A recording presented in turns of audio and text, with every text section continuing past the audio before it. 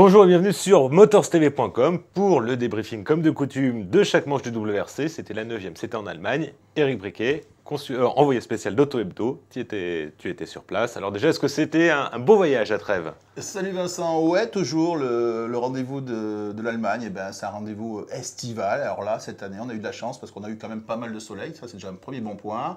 Un petit peu de pluie pour pimenter la course quand même. Donc voilà, c'était le rendez-vous, le premier sur l'asphalte, c'est important parce que ça relance un petit peu je dirais pas le championnat ni la saison, mais ça change des épisodes terre qu'on a eu depuis quasiment le mois de mars. Un rendez-vous que Sébastien Loeb abordait avec, en tête du championnat, après une victoire en Finlande, avec déjà 8 victoires en 9 participations.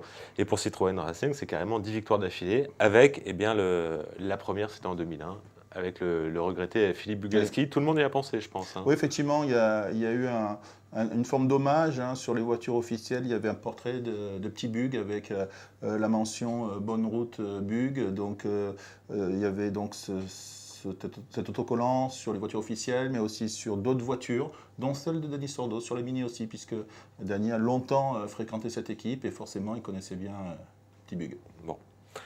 Voilà, bon, ça c'est pour la parenthèse. On va passer tout de suite à la chronique d'une victoire annoncée. Sébastien Loeb qui signe sa 74e victoire mondiale, la 9e en Allemagne, la 7e de la saison, assortie des points de la Power Stage. Et la 5e consécutive cette année. Et la 5e consécutive cette année. Ce qui fait que s'il gagne encore le prochain rallye, on ne va pas débriefer le prochain, mais il égalerait son record de 6 victoires consécutives. Ça veut dire que s'il gagne les deux suivants, tout simplement, il bat ce record, un des multiples records qu'il a. Et au niveau des stats, tiens 74 victoires.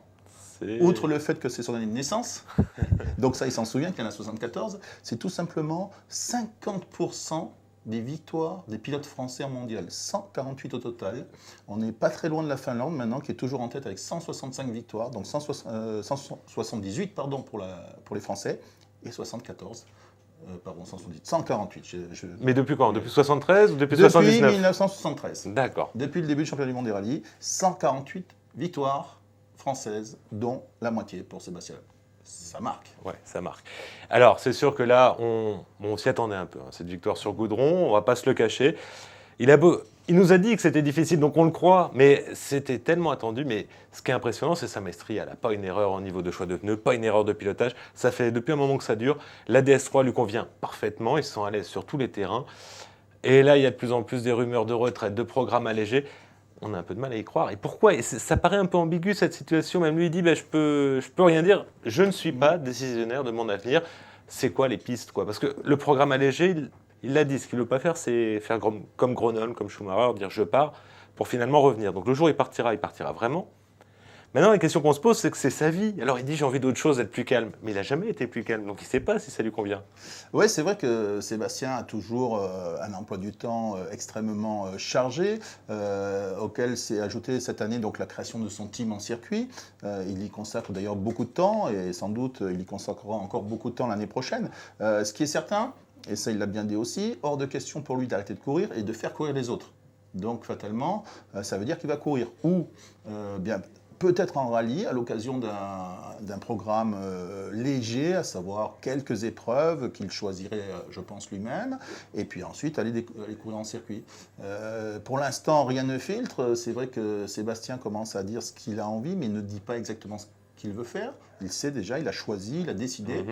Maintenant, ce sont des négociations parce qu'au-delà de la saison 2013 en rallye, il y a aussi un rôle d'ambassadeur qui est en train de se monter, de se créer avec Citroën. Donc c'est un rôle d'ambassadeur, ça veut dire que ça peut être sur les 10 prochaines années, voire plus. Donc tout ça, ce sont des négociations en ce moment entre Loeb et Citroën. Alors c'était un peu le rendez-vous des occasions manquées. On avait parlé, on attendait l'annonce du deuxième pilote Volkswagen. Je vais le dire pêle-mêle.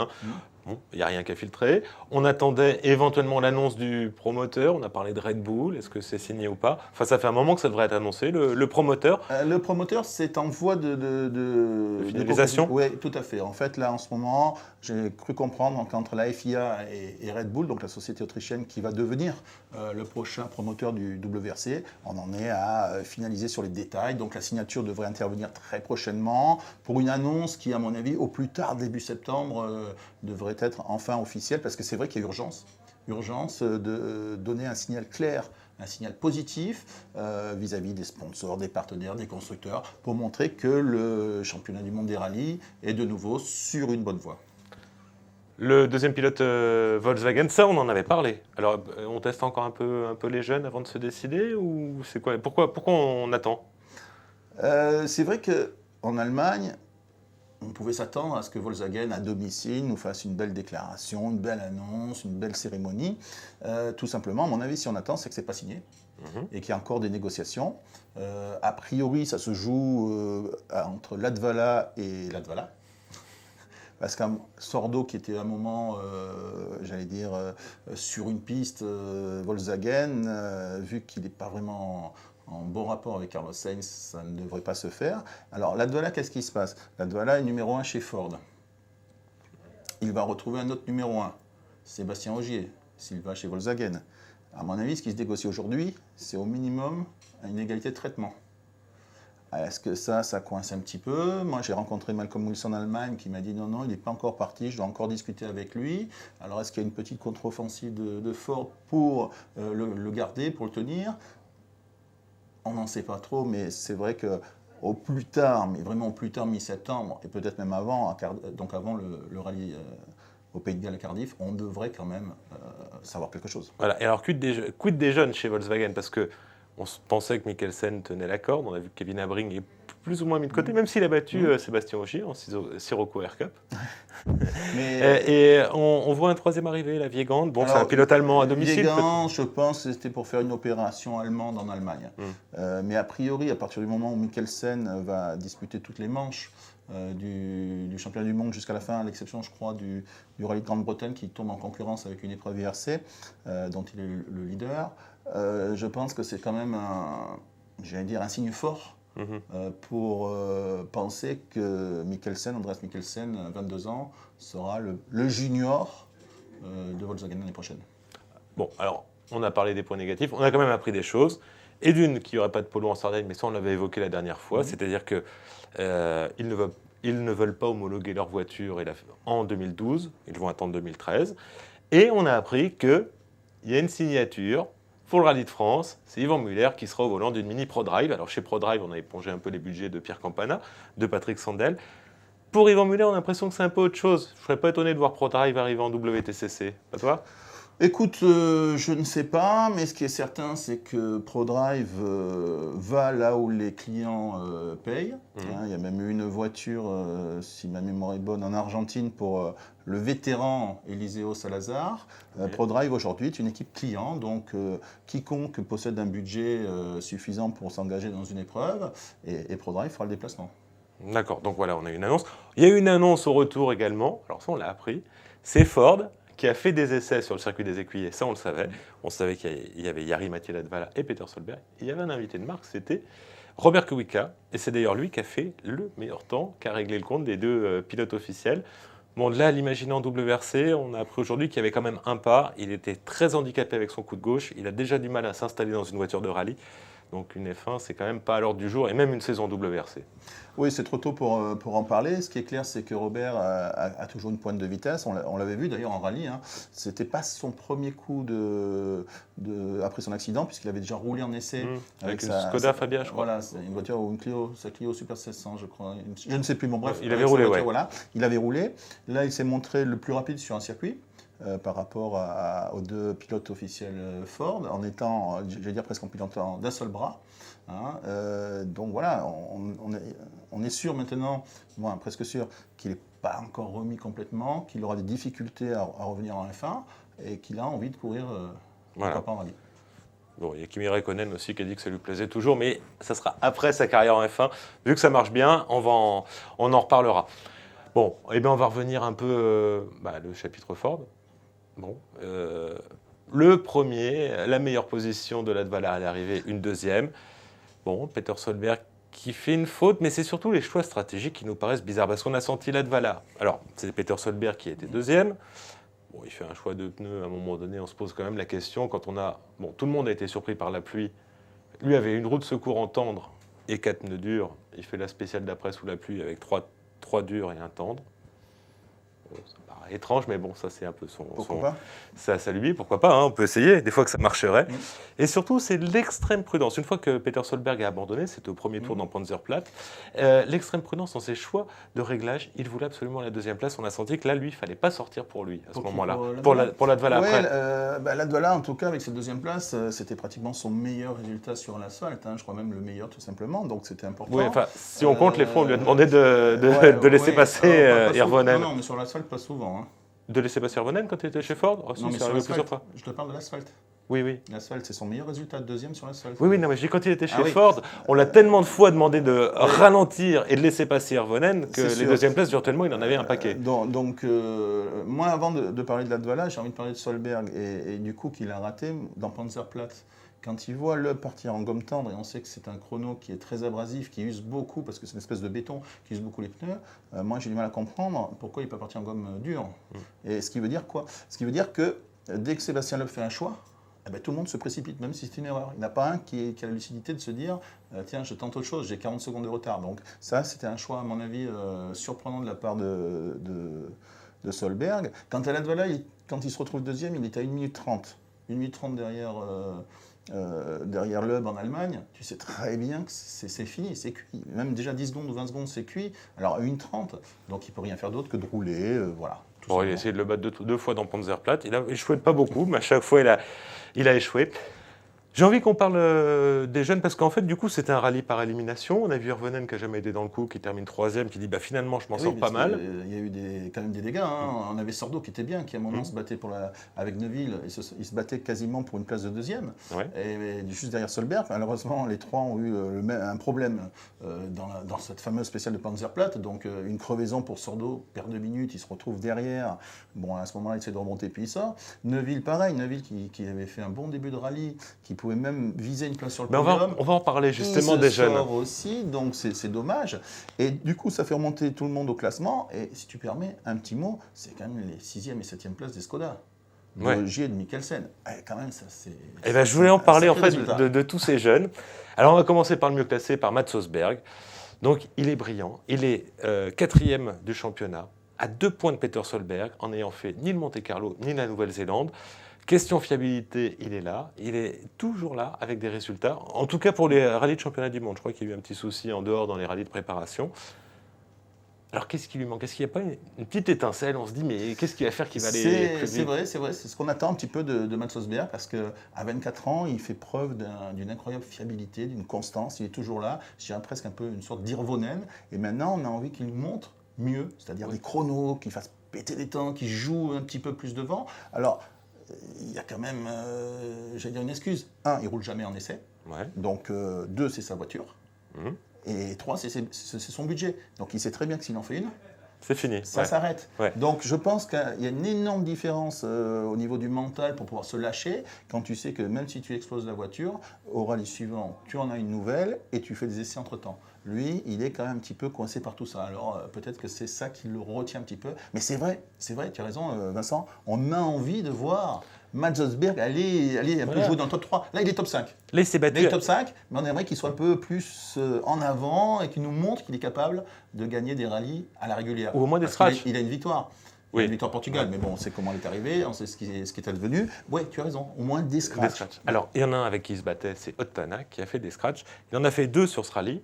Si on compte bien, c'est le 5e depuis le début de saison. Il y en a eu 2 en Suède, donc sur la glace. Il y en a eu 1 au Portugal sur la terre. Et il y en a eu 2 sur l'asphalte. Et on se dit, il est bon sur toutes les surfaces. Il sortait de cagade quand même depuis un moment. Il s'est racheté en Finlande en étant... Voilà, il a été régulier, propre. Et puis là, bon, il a fini par sortir en se battant avec Mats Osberg. Il se battait pour la 4e place. Mais on se dit, voilà, il y a du potentiel du côté de ce jeune pilote. Et moi, il m'a ébloui. Autant, j'ai peut-être été déçu par rapport à ses prestations en Nouvelle-Zélande ou un peu avant. Il y avait beaucoup de sorties, mais là, je trouve ça pas mal. C'est vrai, tu as raison, parce qu'en fait, Ott Tanak se retrouve aujourd'hui un petit peu dans une, pas une spirale, mais on est en plein cœur des transferts. Il y a peut-être une place à prendre chez Ford. dans le cas d'un départ de Latvala, ou même éventuellement d'un Solberg, on ne sait pas ce qu'il va devenir. Donc il y a plein de jeunes. Et donc c'est aux jeunes de montrer à Malcolm Wilson que c'est eux, ou lui, si tu as envie de te montrer, de briller, c'est maintenant qu'il faut le faire. Et Tanak a peut-être compris qu'il fallait qu'il joue sa carte à fond, parce que Novikov a fait un plutôt bon début de saison, même s'il fait toujours des fautes. Mais j'allais y venir à Novikov, mais j'attendais, je prenais la liste des résultats, voilà. donc lui... Mais la question d'ailleurs, je l'ai posée à Malcolm Wilson, je dis, t'as des jeunes, si jamais tu perds Latvala ou Solberg, tu as des jeunes. Et là il m'a répondu, il m'a dit, ouais, mais lequel? Ah d'accord, donc il n'y en aura qu'un déjà. On verra ce qu'ils font. On va passer à Thierry Neuville. Alors lui, on attendait tellement de belles choses de lui. On savait qu'il était bon sur asphalte. Il a fait le boulot. Il se battait avec Latvala. Il était 4e en début de course. Voilà, peut-être qu'il s'est fait griller l'eau de la fiche par rapport à Tanak qui lui a fait un scratch. Et encore une petite faute. Bon, alors je sais c'est une erreur de note, mais encore une faute. Erreur de manque d'expérience, parce que c'est vrai qu'il ne faut pas oublier que Neuville est tout jeune dans le métier. Sa faute, elle vient du fait qu'il n'a pas senti des vibrations, des petites bosses en passant 80 à l'heure pendant les reconnaissances, de passage en reconnaissance à 80 à l'heure. Il n'a pas vu qu'il y avait peut-être une petite bosse, et quand il est arrivé à fond, qu'il avait noté ce droit à fond, sa voiture s'est fait délester par cette petite compression bosse à l'intérieur. Il est sorti un peu trop large, et là, à ce moment-là, voyant qu'il allait partir droit sur des spectateurs dans un champ et qu'il y avait un arbre, il a préféré tout éviter et aller se prendre des buissons, parce que c'est vrai, dans sa sortie, il a quand même pensé à éviter un, les spectateurs, et deux, l'arbre. Ouais. Donc c'est malheureux parce que ça s'arrête là. Et ça aurait pu être simplement une marche arrière et repartir, mais il y a eu quand même le radiateur qui était percé, à ce moment-là, c'était terminé. Il y a quand même eu le lendemain avec 2 Tataqueux, 3, 4 même. Ouais, c'était sous la pluie, c'était compliqué. Bon, c'était sa première, il ne connaissait pas la voiture sous la pluie. Et après une crevaison, il se met à suivre Peter Solberg pour apprendre des choses de Peter Solberg. Est-ce que c'est la meilleure solution? Est-ce que c'est le meilleur professeur? C'est celui qui était juste derrière lui. Ouais. Mais bon, c'est vrai que pas de scratch pour lui, contrairement à Tanak. Donc c'est là où je dis il a peut-être brillé. Bon, Novikov, ça fait quand même une mauvaise série. La sortir, bon, d'accord, il y a eu Denis Giraudet qui n'est plus là, nouveau copilote. Mais dès le premier chrono. C'est pas évident parce que d'un coup, ça va très vite, il faut s'adapter, aussi bien dans le sens pilote-copilote que dans le sens inverse, du copilote au pilote, parce que, je pense qu'ils n'ont pas fait d'essai trop avant, il y a eu le shakedown, ok, mais les notes de Novikov ne sont pas si simples, elles sont même voire très compliquées de tout ce que j'arrive à savoir. C'est-à-dire qu'il y a beaucoup de notes, alors pour lui ça lui parle, mais pour un coéquipier c'est pas facile, parce qu'il y a énormément de détails, de précisions, de choses, qui fait que il faut s'adapter. Alors est-ce qu'il y a eu une petite période, de mise en confiance réciproque dans l'équipage, sans doute. Et puis Novikov, c'est pareil, il doit à la fois, comme les autres, il doit à la fois aller très vite pour montrer qu'il est là, et puis il doit aller pas trop vite pour pas faire faute. C'est dans son... pas simple. Non, c'est pas simple, mais c'est quelque chose qu'il faisait très bien au début de saison, qu'il a très bien fait au Monte-Carlo, qu'il a très bien fait ensuite même au Portugal. Et là, depuis la Finlande, il est en train de... Bien sûr, tout le monde peut sortir, c'est pas la question, mais de sortir aussitôt, là, dès le premier chrono, est-ce qu'il faut pas justement, dans la mesure où on n'a pas fait d'essai, se caler et en rajouter un peu. Ça paraît un peu bizarre. Un premier chrono qui était quand même difficile parce qu'un peu glissant, un peu sale. Il avait plus. Et comme l'a dit, parce que pareil, j'en avais discuté avec Malcolm Wilson juste avant, il m'a dit je serais curieux de voir comment Evgeny va évoluer sans Denis. On a vu. Bon, après, il est reparti. C'est vrai que Denis a quand même un rôle très important qui va au-delà de celui de coéquipier. Et attention, Nico Klinger a fait du super boulot, c'est pas ça que je veux dire. Mais simplement, c'est vrai que Denis il l'a construit un peu, il l'a façonné. Un petit peu de coach. Ouais. Il n'est pas seulement copilote. Et ça, Evgeny l'a très bien compris, il l'a accepté. Et même à la limite, c'est ce qu'il lui demande. Il lui demande conseille-moi, dis-moi et tout. Voilà, donc, parce que c'est vrai que les notes, si vous avez l'occasion de regarder des caméras embarquées des années précédentes et maintenant, les notes, c'est complètement différent. C'est beaucoup plus fourni quand même dans les impressions. On termine par le dernier des jeunes, Andreas Mikkelsen. Ok, il fait une 7e place au scratch, il fait un 3e temps Power Stage. Oui, coup de bol. Coup de bol parce que la piste était mouillée au départ, ensuite elle s'assèche, donc quand il passe... Mais c'est bien, il l'a fait. Bon, il le prend, ce petit point, il le prend. Il passe une minute derrière Sébastien Ogier qui fait 7e de la Power Stage, donc il prend un point. Mais bon, il termine à 2 minutes 30 quand même. Ouais, loin, ouais. Bon, il a fait des erreurs, mais c'est pareil, il en manque un peu. Il y a un moment où, quand tu es 2 minutes 30 d'Ogier, je parle. Il y a un moment où, quand tu es décroché, tu te dis à quoi ça sert de prendre tous les risques. Tant que tu es en bagarre, et quel que soit le niveau, tant que tu es en bagarre, tu roules. À partir du moment où tu sais que déjà tu es à 30-40 secondes, eh bien pas que tu ralentis, mais tu roules sur un autre rythme qui fait qu'après l'écart se creuse. C'est pas un écart de demi-30, on va dire, constant. On va dire que c'est peut-être pendant une première journée, 30 secondes, et puis d'un coup 2 minutes, parce qu'il y a un moment Oui, il a où- arraché un arbre, j'ai vu. il y a un Enfin, moment où il ça ne sert plus à rien. il se plaignait de sa voiture qui se Donc, s'ouvrirait. donc Mikkelsen a fait un rallye correct, mais puisqu'on en est au Super 2000, moi j'ai envie de te parler de Mathieu Arzeno. Ouais. Parce qu'avec sa Peugeot 207 S2000, qui est loin de valoir les voitures officielles, mine de rien, terminer dans le top 10 et marquer son premier point en championnat du monde des rallyes, ça c'est une belle perf. Alors pourquoi Tanak a abandonné? Parce qu'il était 9e Ouais. et il a fait la Eh ben, spéciale, il c'est était comme- classé. Pour que Mathieu Arzeno marque un point. Ah voilà, d'accord, c'était pour ça. Non, ça simplement. paraît bizarre. mais- Non, c'est un retrait, j'allais dire, stratégique, dans le sens où les rallyes sont regroupés pour certaines pièces. Hein, tu dois utiliser le même moteur pour 2 ou 3 rallyes, tu dois utiliser les mêmes boîtes de vitesse, différentiels et tout.